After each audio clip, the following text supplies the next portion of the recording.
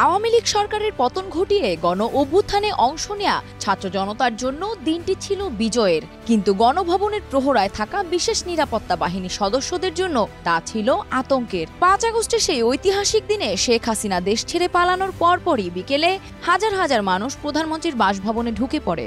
তখন প্রাণ রক্ষার জন্য পালাতে মাত্র ৫ মিনিট সময় ছিল তাদের। গণভবনের বিভিন্ন ধরনের ট্যাকটিক্যাল গিয়ার বা অস্ত্র, গোলা বারুদ, সাজ সরঞ্জাম, বেতার যোগাযোগ ও অপারেশনাল সরঞ্জামাদি মজুদ ছিল এসএসএফ এর। কিন্তু হাতে সময় একদমই না থাকায় এসব ফেলে শুধুমাত্র নিজেদের সঙ্গে থাকা ছোট আগ্নেয়াস্ত্র নিয়ে বিভিন্নভাবে গণভবন থেকে সংসদ ভবনে গিয়ে প্রাণ রক্ষার চেষ্টা করেন তারা। জনতা যখন সংসদ ভবনে ঢুকে পড়ে তখন এসএসএফ এর সদস্যরা দ্রুত নিজেদের অস্ত্র ও পোশাক খুলে সংসদ ভবনের ভল্টে রেখে সাধারণ পোশাকে আন্দোলনকারীদের সঙ্গে মিশে গিয়ে প্রাণ রক্ষা করেন। পরবর্তীতে পরিদর্শন করে গণভবন ও সংসদ ভবনে থাকা ভল্টগুলো আর খুঁজে পাওয়া যায়নি, যা আন্দোলনকারীদের বেশে দুষ্কৃতিকারীরা নিয়ে গেছে বলে মনে করছে এসএসএফ।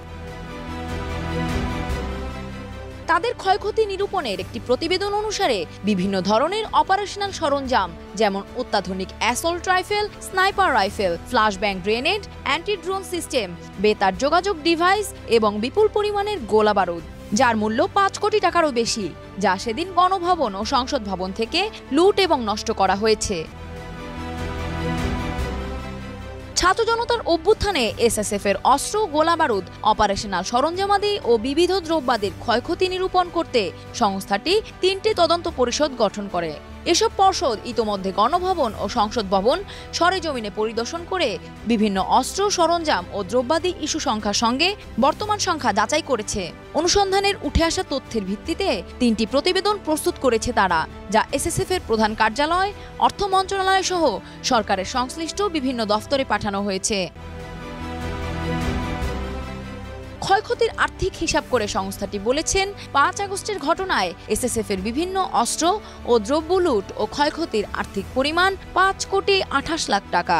এর মধ্যে অস্ত্র ও ম্যাগাজিনের ক্ষতি ১১,৬২,০০০ টাকা, গোলা বারুদ ও গ্রেনেড খোয়া যাওয়ায় ক্ষতি হয়েছে ১১,৪৪,০০০ টাকা, যোগাযোগ ও অপারেশনাল সরঞ্জামাদি বাবদ ক্ষতি প্রায় ২,৬৩,০০,০০০ টাকা, আইটি ও গোয়েন্দা সরঞ্জামাদি বাবদ ক্ষতি প্রায় ১,৫৫,০০,০০০ টাকা, যানবাহনে ক্ষতি প্রায় ১৪ লাখ টাকা এবং অন্যান্য দ্রব্যাদিতে ক্ষতি প্রায় ৭৪ লাখ টাকা। ডেস্ক রিপোর্ট, দেশ রূপান্তর।